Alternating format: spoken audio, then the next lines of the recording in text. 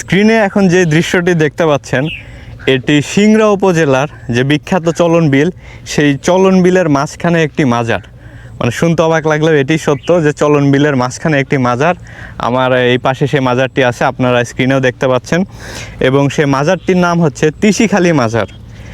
তো এখন স্ক্রিনে আপনারা এই মাজারটি দেখতে পাচ্ছেন, এবং এই মাজারটি যে ছোট একটি গম্বুজের মতো আছে, এটাও এই যে আপনারা দেখতে পাচ্ছেন সবুজ রঙের, এবং মাজারটি এখন একদম ফাঁকা পড়ে আছে, কেননা এখন যাতায়াতের যে প্রধান মাধ্যম যে সড়ক সেটি পানির কারণে ডুবে গেছে।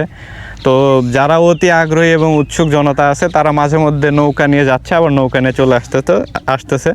তো এই কারণে মাজারে দর্শনার্থী খুবই কম। এই যে আপনারা দেখতে পাচ্ছেন মাজারটি একদম ফাঁকা পড়ে আছে, কোনো রান্নাবান্নার কাজ চলতেছে না। তবে যখন পানি থাকে না তখন এখানে সবসময় রান্নাবাড়ির কাজ চলে।